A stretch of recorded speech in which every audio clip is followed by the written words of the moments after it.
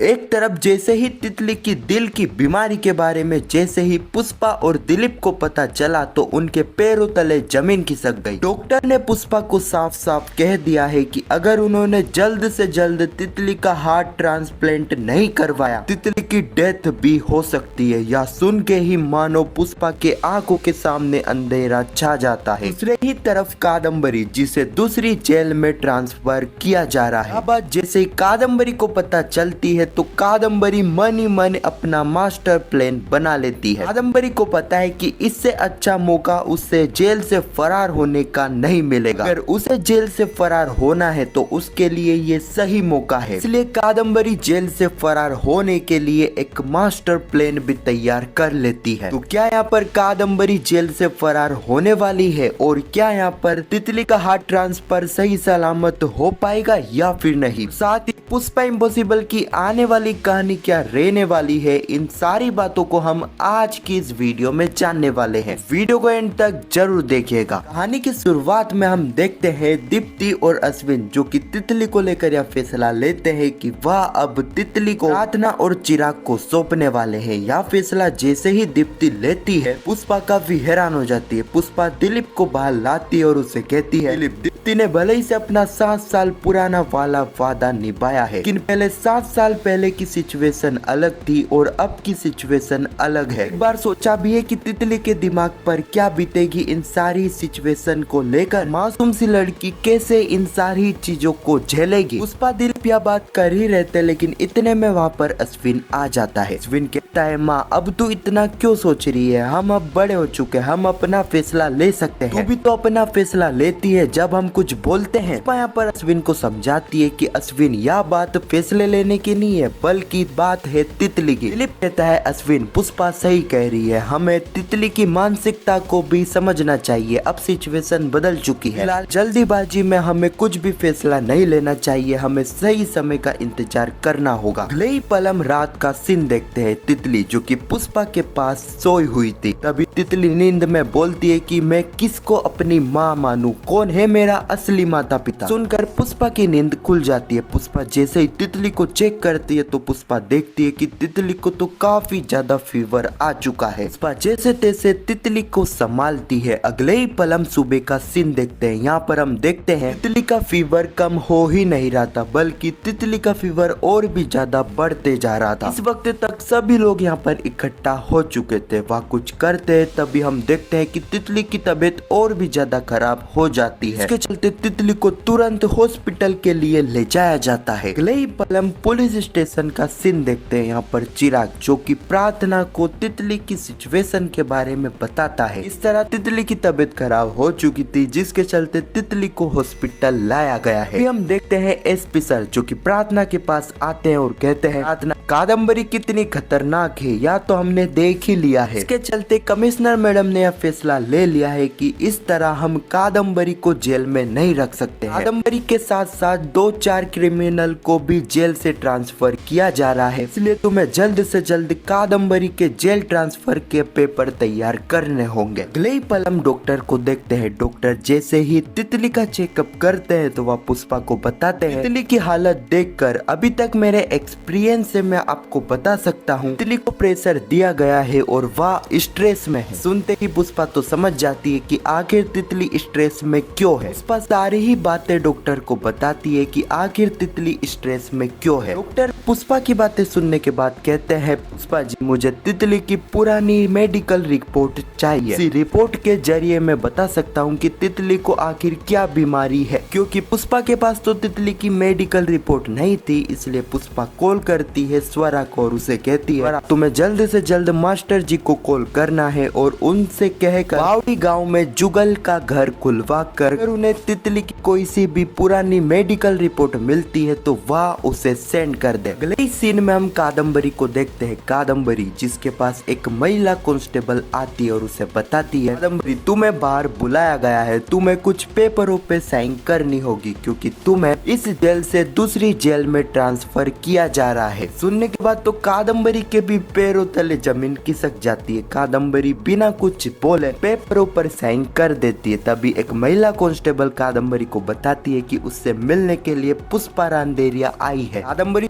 जैसे ही पुष्पा से मिलती है तो उसे कहती है, पुष्पा अब ऐसा क्या काम बचा हुआ है, क्या चीज है जो कि तुम्हें मुझसे चाहिए। पुष्पा कहती है, कादम्बरी मैं मेरे लिए नहीं आई हूँ बल्कि मैं तितली के लिए तुम्हारे पास आई हूँ। कादम्बरी को कुछ समझ में नहीं आता है। पुष्पा एक एक करके सारी ही चीजें कादम्बरी को बताती है। सुनने के बाद कादम्बरी भी काफी ज्यादा हैरान हो जाती है। कादम्बरी कहती है, पुष्पा तुमने तो जुगल जी से वादा करा था ना कि तुम तितली का ध्यान रखोगी, क्या हुआ, भूल गई अपना वादा? पुष्पा कहती है, कादम्बरी मैं कोई अपना वादा नहीं भूली हूँ और तितली मेरे घर की बेटी है, मुझे पता है कि उसका ध्यान किस तरह रखना है। बस तुम इतना बताओ कि क्या पिछले 7 सालों में तितली के साथ कुछ ऐसा हुआ है इसके चलते तुम्हें तितली को हॉस्पिटल ले जाना पड़ा? क्या तितली की पुरानी मेडिकल हिस्ट्री क्या? कादम्बरी काफी सोचती है। वह पुष्पा को कहती है, पुष्पा ऐसी तो कोई भी बात नहीं है जो कि तितली के साथ पिछले 7 साल में हुई है। लेकिन कादम्बरी यहाँ पर पुष्पा को पिछले 7 साल पुरानी एक चीज के बारे में बताती है। यहाँ पर हमें पता चलता है कि एक बार महाशिवरात्रि के दिन यहाँ पर तितली ने भोलेनाथ जी को चढ़ाने वाले दूध को गरीब में बांट दिया था, जिससे कादम्बरी काफी ज्यादा खुश हुई थी। तभी यहाँ पर तितली ने कादम्बरी को वादा करा था वह आज से हर महाशिवरात्रि पर एक व्रत रखेगी, मैं वह कुछ भी नहीं खाएगी, फलियार भी नहीं। यह चीज कादम्बरी ने पुष्पा को इसलिए बताई थी क्योंकि आज ही के दिन शिवरात्रि थी। अगर तितली ने कुछ खाया ही नहीं तो यहाँ पर पुष्पा तितली को दवा कैसे देगी? नई सीन में हम चोल का सीन देखते हैं जहाँ पर महाशिवरात्रि काफी धूमधाम से बनाई जाती है। तितली भोलेनाथ जी को चढ़ाने वाले दूध में से थोड़ा दूध गरीबों को भी बांट देती है। प्रार्थना तितली को कहती है, तितली अब खाने का टाइम हो चुका है, सभी लोग फलियार करने वाले हैं, इसलिए तुम भी हमारे साथ फलियार कर लेना। तितली साफ साफ मना कर देती है क्योंकि तितली को अपना वादा याद था। तितली बताती है कि वह हर महाशिवरात्रि पर एक उपवास रखती है, वह कुछ भी नहीं खाती है, फलियार भी नहीं। अब यहाँ पर पुष्पा काफी हैरान हो गई थी क्योंकि अगर यहाँ पर तितली ने कुछ नहीं खाया, फलियार भी नहीं, तो वह तितली को दवाई कैसे देंगे? और तितली को दवा देना तो काफी जरूरी है। पुष्पा यहाँ पर अपना दिमाग लगाती है। पुष्पा हसमुख और चिराग के साथ मिलकर एक प्लान बनाती है। हसमुख यहाँ पर चिराग को कैरम का चैलेंज देता है। अब चिराग तो पहले यहाँ पर मना कर देता है कि वह इस चैलेंज को नहीं करेगा। यहाँ पर चिराग को कहती है, चिराग चाचू आपको मेरे लिए तो यह चैलेंज खेलना होगा, आपको चैलेंज दिया गया है। चिराग कहता है, तितली अगर मैं इस चैलेंज को जीत जाता हूँ तो तुम्हें यार करना होगा।